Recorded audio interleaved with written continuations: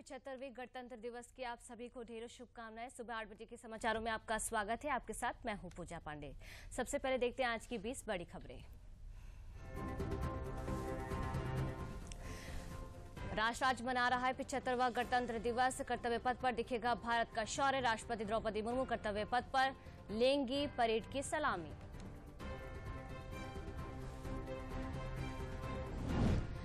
France के राष्ट्रपति Emmanuel Macron Bharat के 2 दिवसीय दौरे पर। इमैनुअल मैक्रों गणतंत्र दिवस के मौके पर होंगे मुख्य अतिथि। पीएम मोदी ने जयपुर में फ्रांस के राष्ट्रपति इमैनुअल मैक्रों का किया स्वागत।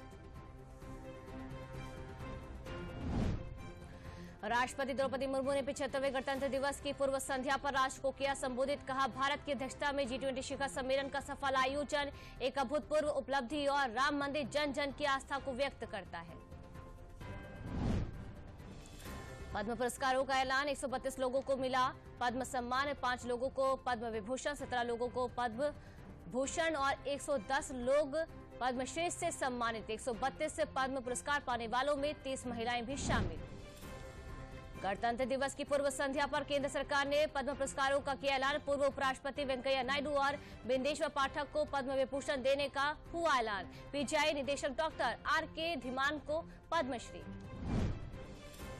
प्रधानमंत्री नरेंद्र मोदी ने बुलंदशहर को 19,100 करोड़ रुपए से अधिक की परियोजनाओं की दी सौगात। 173 किलोमीटर लंबे विद्युतीकृत खंड को दोनों स्टेशनों से मालगाड़ियों को दिखाई हरी झंडी। प्रधानमंत्री नरेंद्र मोदी ने बुलंदशहर में आयोजित कार्यक्रम को संबोधित करते हुए कहा कि आपको अपना और भारत दोनों का भविष्य तय करना है। वर्ष 2047 तक भारत को विकसित राष्ट्र बनाना है।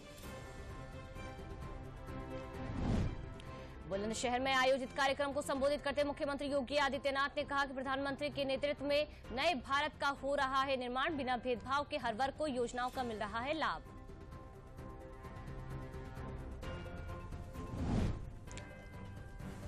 पीएम मोदी ने जयपुर में किया रोड शो। फ्रांस के राष्ट्रपति इमैनुअल मैक्रों भी थे मौजूद। पीएम मोदी ने राष्ट्रपति के साथ ऐतिहासिक स्थलों का किया दौरा, साथ ही प्रसिद्ध हवा महल का भी किया दौरा। ज्ञानवापी पर एसआई ने वैज्ञानिक सर्वे में कहा कि सर्वे रिपोर्ट पर हिंदू पक्ष का प्रतिनिधित्व कर रहे वकील विष्णु शंकर जैन ने दी जानकारी। विष्णु शंकर जैन ने कहा कि हिंदू देवी देवताओं की मूर्ति मिली है, ये एसआई का निर्णायक निष्कर्ष है। 75वें गणतंत्र दिवस के अवसर पर प्रदेश भर में कार्यक्रमों का आयोजन। राजधानी लखनऊ के विधान भवन पर मुख्य समारोह का आयोजन। परेड की सलामी लेंगी राज्यपाल आनंदीबेन पटेल। सीएम योगी भी रहेंगे मौजूद। 75वें गणतंत्र उल्लास में राजधानी लखनऊ को दुल्हन की तरह सजाया गया। सरकारी इमारतों के साथ सभी चौराहों पर झालर और एलईडी लाइटों से जगमगाई राजधानी।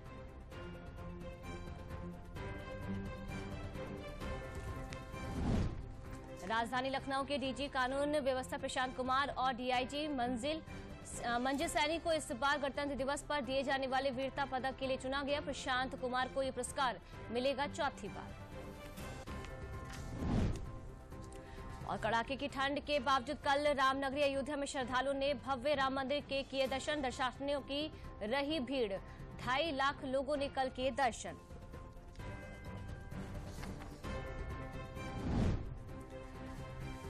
मुख्यमंत्री योगी आदित्यनाथ के निर्देश पर अयोध्या के बाद अब नाथ नगरी बरेली को भव्य नव्य और दिव्य बनाने की बरेली विकास प्राधिकरण ने की तैयारी शुरू।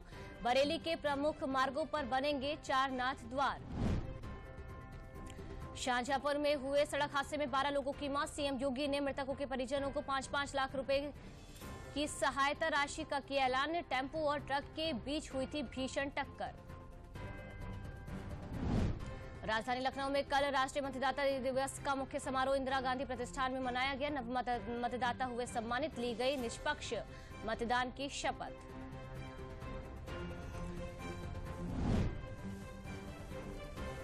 और बुंदेलखंड में पर्यटन को बढ़ावा देने और बुंदेलखंड की ऐतिहासिक, सांस्कृतिक एवं धार्मिक विरासत से परिचय कराने के उद्देश्य से 3 दिवसीय बुंदेलखंड गौरव महोत्सव का शुभारंभ।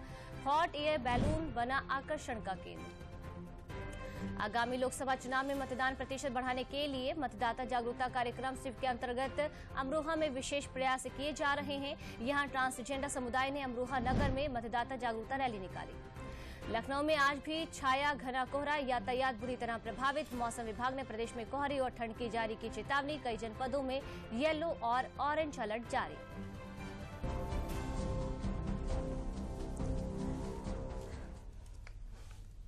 और अब समाचार विस्तार से। राष्ट्रपति द्रौपदी मुर्मू ने 75वें गणतंत्र दिवस की पूर्व संध्या पर राष्ट्र को संबोधित किया। अपने संबोधन में राष्ट्रपति ने देश के तमाम मुद्दों का जिक्र किया, वहीं देश की गौरवपूर्ण उपलब्धियों को भी गिनाया।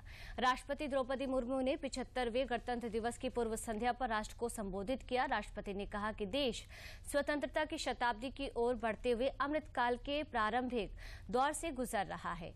ये एक युगांतरकारी परिवर्तन का कालखंड है।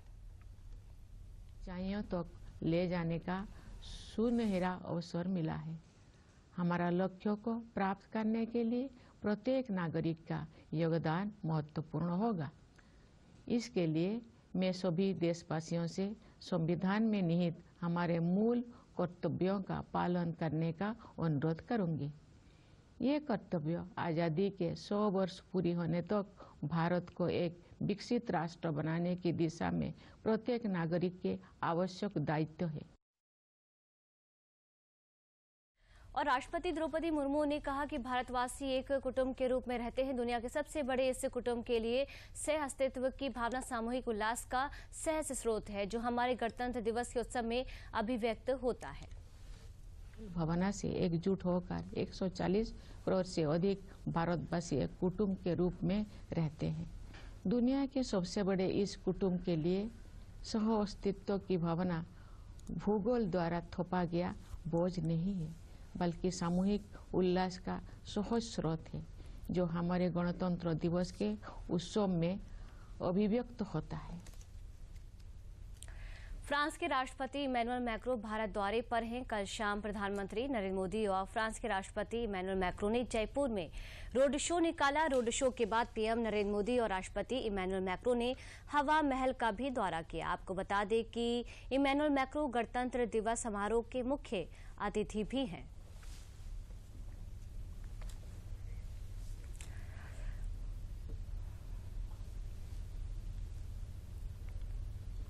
आज गणतंत्र दिवस है। इस बार देश अपना 75वां गणतंत्र दिवस मना रहा है। मतलब इस बार गणतंत्र की हीरक जयंती है। 75वें साल में कर्तव्य पथ पर तैयारियां न सिर्फ खास हैं, बल्कि उसमें ऐसी चमक है कि दुनिया की आंखें चौंधिया जाएंगी। तैयारियों को लेकर ये रिपोर्ट आपको दिखाते हैं।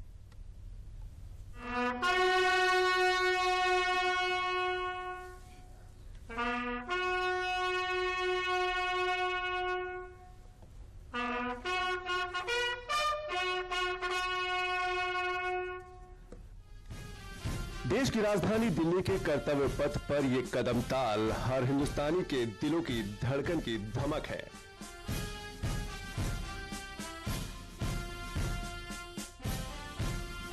ये वो लम्हा है जब कुछ करोड़ नागरिकों की भीड़ एक राष्ट्र में तब्दील होकर सांस लेती है।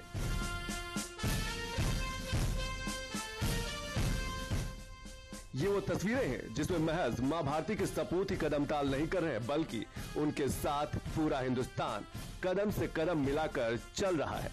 ये हिंदुस्तान है, ये हिंदुस्तान की ताकत है, ये हिंदुस्तान का गणतंत्र है। 26 जनवरी 2024 वो दिन है जब भारत अपने गणतंत्र दिवस 75वें वर्ष यानी डायमंड जुबली मनाएगा।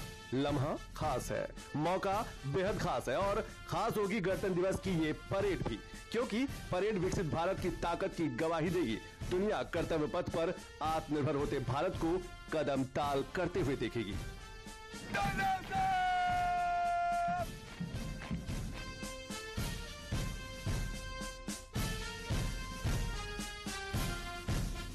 मोदी सरकार गणतंत्र दिवस समारोह को शानदार बनाने में कोई कसर नहीं छोड़ना चाहती, इसलिए विदेशी मेहमानों के न्योते से लेकर आम लोगों के बैठने तक के सारे इंतजाम कर लिए गए हैं। 13,000 से ज्यादा स्पेशल गेस्ट को भेजा गया है निमंत्रण। फ्रांस के राष्ट्रपति इमैनुअल मैक्रों गणतंत्र दिवस के मुख्य अतिथि होंगे। भव्य समारोह के लिए 77,000 लोगों के बैठने के इंतजाम किए गए हैं। 42,000 आम लोगों के लिए भी सीटें रिजर्व हैं। इस बार देश अपना 75वां गणतंत्र दिवस मनाएगा, मतलब हीरक जयंती। अब जब जयंती हीरक है तो इंतजाम भी खास है। इस बार गणतंत्र दिवस में बहुत कुछ ऐसा होगा जो पहले कभी नहीं हुआ। कर्तव्य पथ पर शक्ति अवतार, दिल्ली पुलिस की महिला जवानों का मार्च, सेना की महिला अधिकारियों का मार्च, मेडिकल सेवा से जुड़ी महिलाओं का मार्च। इस गणतंत्र दिवस में कुछ और खास बातें हैं जो इस पूरी परेड की सुंदरता में चार चांद लगाएंगी। इस बार की परेड की खासियत है कि परेड की शुरुआत 100 महिला कलाकार करेंगी। 1500 से अधिक डांसरों का दल प्रदर्शन करेगा। आज 75वां गणतंत्र दिवस मनाया जा रहा है। गणतंत्र दिवस की पूर्व संध्या पर राजधानी की लखनऊ की जो तस्वीरें हैं आपको दिखाते हैं। दुल्हन की तरह सजी है राजधानी लखनऊ।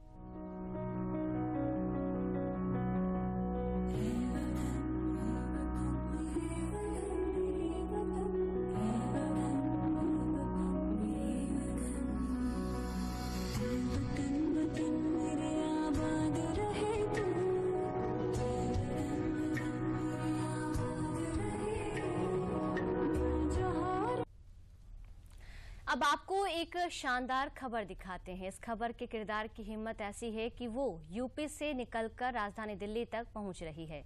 इस किरदार की जिद ऐसी है कि ये दिल्ली से सीधे प्रधानमंत्री से मुलाकात करने जा रहा है। इसका हौसला ऐसा है कि जिसे देखकर आप भी कह उठेंगे कि वाकई विकसित भारत का भविष्य है।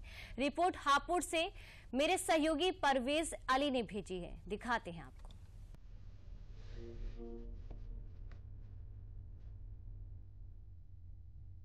ये चेहरा पूरे हिंदुस्तान के लिए एक प्रेरणा है कि सपनों के पीछे तब तक भागिए जब तक वो सच नहीं हो जाते।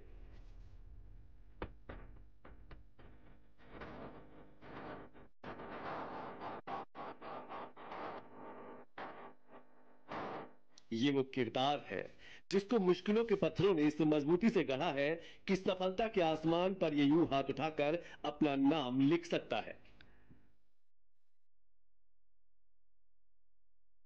नाम है कुणाल कोरी, घर है हापुड़ जिले में, छात्र है 11वीं क्लास का, और इसका कौन सा सपना सच हुआ है ये आप खुद कुणाल कोरी से ही सुनिए। मैंने दिल्ली में आयोजित हुई राष्ट्रीय कला उत्सव में पार्टिसिपेट किया था और उसमें पेंटिंग प्रतियोगिता में मैंने पूरे भारत में द्वितीय स्थान प्राप्त किया था। इसीलिए प्रधानमंत्री नरेंद्र मोदी जी ने मुझको अपनी परीक्षा पर चर्चा आयोजित हुई कार्यक्रम में मुझको बुलाया है। कुणाल की कहानी में मुश्किलें हजार हैं, जैसा कि हमारे देश में कई लोगों के साथ है, लेकिन कुणाल की कहानी को सुनने और सुनाने लायक बनाती है उसकी इच्छा शक्ति और कभी भी हार नहीं मानने की जिद। जब मैं मोदी जी से मिलूंगा तो अपनी समस्याओं को उनके सामने रखूंगा और कहूंगा कि हमारे जैसे और भी जो स्टूडेंट है जो अभाव के कारण आगे नहीं बढ़ पाते, उनके लिए वह कुछ करे। कुणाल के पिता सब्जी का ठेला लगाते हैं।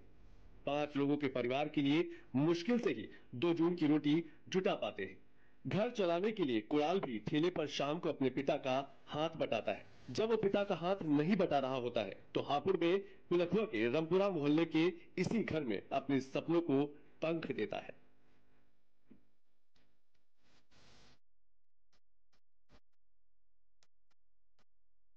कुछ इंच के कैनवास पर कुणाल ने पेंट ब्रश से अपने भविष्य की कुछ सुनहरी लकीरें खींची थी, जो उसके पीएम मोदी से मिलने का टिकट साबित हुई।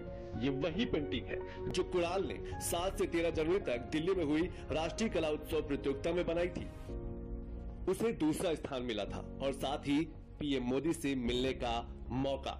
इतनी कम उम्र में भी कुणाल के दिमाग की परिपक्वता इस पेंटिंग में साफ दिख रही है।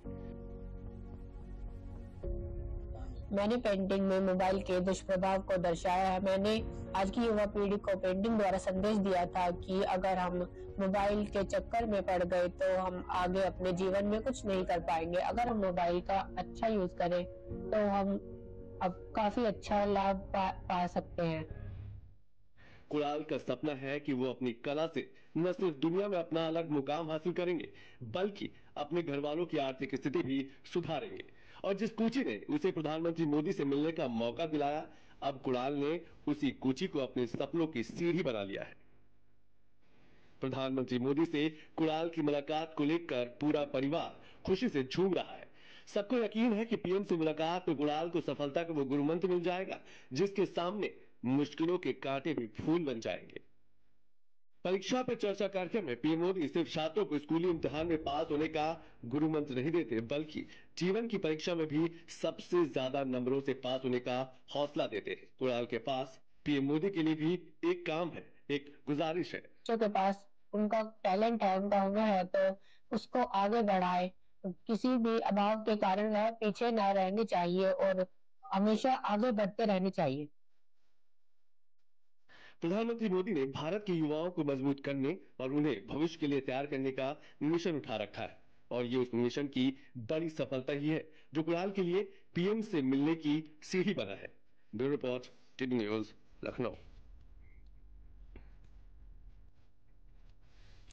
अयोध्या जनपद के रुदौली तहसील में राष्ट्रीय मतदाता दिवस पर मतदान के प्रति जागरूकता के लिए एक वृहद कार्यक्रम आयोजित किया गया। कार्यक्रम में बड़ी संख्या में नए और 80 वर्ष से अधिक उम्र के मतदाता भी शामिल हुए, जिसमें मुख्य अतिथि के रूप में जिला निर्वाचन अधिकारी नीतीश कुमार शामिल हुए। जिलाधिकारी ने मतदाताओं से अपील की कि वह चुनाव में एक अच्छी और स्वस्थ सरकार का चुनाव करें। इसके साथ ही आए हुए सभी मतदाताओं को निष्पक्ष और अच्छी सरकार चुनने के लिए शपथ भी दिलाई गई। जिलाधिकारी ने एक वरिष्ठ महिला मतदाता को सम्मानित भी किया। इसके अतिरिक्त मतदाता सूची में अच्छा काम करने वाले बीएलओ को भी सम्मानित किया गया।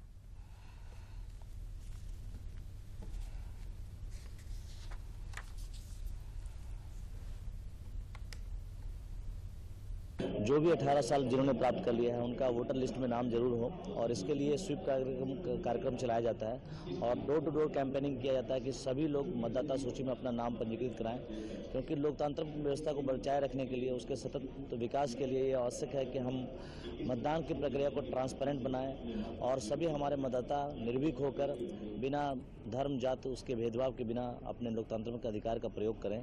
तो इससे हमारा लोकतंत्र जीवंत बनेगा, वाइब्रेंट बनेगा। मतदाता जागरूकता का जो कार्यक्रम किया है उसी में हम सभी किन्नर समाज एकत्रित हुए थे, और हमारा यही अपील है हमारी युवा पीढ़ियों से कि वो भी बढ़ चढ़ के मतदान करें और आगे से आगे, क्योंकि एक वोट से ही आगे पीछा होता है। लोकसभा का चुनाव आ रहा है, मेरी जितनी युवा पीढ़ियां हैं सब बढ़ चढ़ के मतदान। मुख्यमंत्री सामूहिक विवाह योजना का आयोजन आजमगढ़ जिले के आईटीआई ग्राउंड परिसर में किया गया, जहां विभिन्न धर्मों के 551 जोड़े दाम्पत्य जीवन में बंधकर गृहस्थ जीवन में प्रवेश किए। इस योजना में ऐसे युवक युवतियों को जोड़ा गया जिनकी आर्थिक स्थिति कमजोर रही है। धार्मिक रीति रिवाज से दाम्पत्य जीवन में बंधने के बाद आवश्यक दैनिक सामग्री के साथ ही अन्य योजनाओं का लाभ दिया गया। भाजपा सांसद दिनेश लाल यादव निरहुआ ने कहा कि मुख्यमंत्री योगी आदित्यनाथ बच्ची के जन्म से लेकर उसकी विवाह तक, यहां तक कि उसके स्वावलंबन तक विभिन्न प्रकार की योजनाएं चला रहे हैं। आज उसी क्रम में 551 जोड़ों का यहां विवाह हुआ है। हम लोगों का एक ही उद्देश्य है कि सरकार की कोई भी योजना का लाभ छूट ना जाए। आजमगढ़ के किसी भी व्यक्ति को अगर कहीं से भी कुछ लाभ मिल सकता है तो वो लाभ हम लोग उनको दिला पाएं, इसीलिए हम लोग यहाँ हैं। तो ये जो सामूहिक विवाह योजना का जो लाभ है मुख्यमंत्री जी के द्वारा जो मिलता है, उसको हम लोगों ने पूरे जिले से खोज के और उनको सत्यापन करके और 551 बेटियों की और बच्चों की, मतलब 551 जोड़ों की शादी आज यहाँ कराई गई, संपन्न कराया गया। मुख्यमंत्री सामूहिक विवाह योजना में हम सब बहुत खुश हैं, इससे पूरी जनता भी खुश है। सब लोग यहाँ पे आए हुए हैं। यहाँ पे 551 जोड़ों का विवाह हुआ है, इसके लिए बहुत बहुत करवाने के लिए बहुत बहुत धन्यवाद। प्रदेश के उप मुख्यमंत्री केशव प्रसाद मौर्य ने कहा कि देश में कितनी भी पार्टियां गठबंधन कर लें, ये स्वार्थियों का गठबंधन है, ना ये तो टिकाऊ है, ना ही उनके पास कोई विजन है। फिर केंद्र में पूर्ण बहुमत की सरकार पीएम मोदी की बनेगी। पूरा प्रदेश मोदीमय है। प्रदेश के सभी लोकसभा सीटें बीजेपी के खाते में आएंगी। ये बातें उप मुख्यमंत्री केशव प्रसाद मौर्य ने प्रयागराज पहुंचने के बाद मीडिया से बात करते हुए कही। अखिलेश यादव के 2 लोकसभा सीटों पर चुनाव लड़ने की बात पर कहा कि वे प्रदेश की 80 सीटों पर चुनाव लड़ लें, लेकिन जीतेंगे कहीं से भी नहीं। उन्होंने कहा कि विपक्ष को ये लगता है कि मोदी की 2024 विजय रथ को रोक लेंगे, तो ये असंभव है। हम पूरी मजबूती से चुनाव लड़ेंगे। ये इंडी गठबंधन जो भ्रष्टाचार, परिवारवाद और स्वार्थी गठबंधन और जो भी बयान आ रहे हैं, उन बयानों के बाद भी मैं यही कहना चाहूँगा, इस देश में लोगों ने मन बना लिया है कि तीसरी बार प्रचंड बहुमत की मोदी सरकार बनाना है। इसलिए ये गठबंधन करके लड़ेंगे तब भी कमल खिलेगा, अलग अलग लड़ेंगे तब भी कमल खिलेगा। बाकी स्वार्थियों का गठबंधन है, न टिकाऊ है और न उनके पास कोई विजन है। जनपद फतेहपुर के ठाकुर युगराज सिंह महाविद्यालय में नव मतदाता सम्मेलन का आयोजन किया गया, जिसमें केंद्रीय राज्य मंत्री साध्वी निरंजन ज्योति शामिल हुई। कार्यक्रम में प्रधानमंत्री के उद्बोधन के प्रसारण को छात्र छात्राओं ने देखा व सुना। केंद्रीय राज्य मंत्री ने कहा कि देश के प्रधानमंत्री जी की खासियत है कि विद्यार्थी समूह की बहनों आम आदमी से वार्तालाप करना, लोगों से जुड़ना। जहां लोग पहले प्रधानमंत्री से मिल नहीं पाते थे, आज सारे कार्य सहजता से हो पा रहे हैं। ये मोदी जी की दूरगामी सोच का नतीजा है। हमारे आज के मतदाता हमारे कल का भविष्य होंगे। देश के प्रधानमंत्री जी की खासियत है विद्यार्थियों से वार्तालाप करना, मतदाताओं से संवाद करना, महिलाओं से संवाद करना, सीएचजी की महिलाओं से संवाद करना, किसानों से संवाद करना, आम नागरिक से संवाद करना। यदि यही है मोदी जी का जनता से डायरेक्ट जुड़ाव। पहले प्रधानमंत्री हैं जो सीधे जनता से वार्तालाप कर रहे हैं। अलीगढ़ जिले के सहायक सेवा योजना अधिकारी मनोज कुमार भारती ने उत्तर प्रदेश लोक सेवा आयोग की प्रतिष्ठित परीक्षा में प्रदेश में 5वां स्थान हासिल किया है। मूल रूप से यूपी के जिला बहराइच निवासी वर्तमान में जिले में सहायक सेवा योजना अधिकारी मनोज कुमार भारती ने प्रारंभिक शिक्षा हिंदी माध्यम से आरंभ कर मैकेनिकल इंजीनियरिंग में स्नातक की शिक्षा ग्रहण की है। सिविल सेवा की तैयारी दिल्ली में रहकर की। उन्होंने अपनी सफलता का श्रेय अपनी माता मीना कुमारी, पिता राजकुमार भारती और गुरुजनों को दिया है। उन्होंने सिविल सेवा की तैयारी में लगे युवाओं से कहा है कि सफलता का कोई शॉर्टकट नहीं होता है। यदि आप सही दिशा में मेहनत कर रहे हैं तो सफलता अवश्य कदम चूमेगी। माता पिता को देना चाहूँगा और उन्होंने मुझे काफ़ी सपोर्ट किया। मैं बेसिकली दिल्ली में 3 साल रहकर तैयारी की है। मैं बेसिकली यूपीएससी का एस्पिरेंट हूँ। उसके बाद यूपीएससी में 2021 में मैंने इंटरव्यू भी दिया है। उसमें मुझे असफलता मिलने के बाद मैंने पीसीएस को रुख किया और ये मेरा चौथा अटेम्प्ट था और तीसरा इंटरव्यू और मेरा दूसरा जॉब है। इससे पहले मैं अलीगढ़ में जिला सेवा अधिकारी के पद पर कार्यरत हूँ और अब ये मेरी second job as a SDM के तौर पर होगी। अभी उत्तर प्रदेश सिविल सेवा की परीक्षा का परिणाम आया, जिसमें हमारे जनपद के मनोज कुमार भारती जो यहाँ पर जिला सेवा अधिकारी थे, बहुत ही परिश्रमी अधिकारी थे। बिना किसी कोचिंग के उन्होंने स्वयं के प्रयासों से निरंतरता में लगे रहकर 5वीं रैंक हासिल की है। डिप्टी कलेक्टर का पद उनको मिल रहा है। मैं उसको बहुत सारी शुभकामनाएं देता हूँ इस बात के लिए और उनसे अन्य बच्चों को भी प्रेरणा मिलेगी कि संसाधनों का अभाव आपकी सफलता के लिए कभी बाधा नहीं बन सकता। आपको निरंतरता में श्रम करना है और श्रम दिशा परक तरीके से करना है तो निश्चित रूप से आपको सफलता हासिल होगी। प्रदेश में मौसम विभाग ने घने कोहरे व शीतलहर की चेतावनी जारी की है। मौसम विभाग ने 18 जिलों में रेड अलर्ट, 21 में ऑरेंज अलर्ट और 17 जनपदों में येलो अलर्ट जारी किया है। आज भी राजधानी लखनऊ में देर रात से घना कोहरा छाया रहा। ऐसे में लोगों को ठंड से बचाव की जो जरूरत है वो भी करनी पड़ रही है। राजधानी लखनऊ के जाने माने चिकित्सक डॉक्टर वेद प्रकाश ने कहा कि इस समय वातावरण में नमी कम हो जाती है, जिसकी वजह से सांस के रोगियों और हृदय के रोगियों को ज्यादा दिक्कतें होती हैं। उन्होंने सलाह दी है कि जल्दी सुबह लोग खुले में टहलने न जाएं, घर में ही योगा और प्राणायाम करें। ठंड से बचाव के लिए गर्म कपड़े पहनें।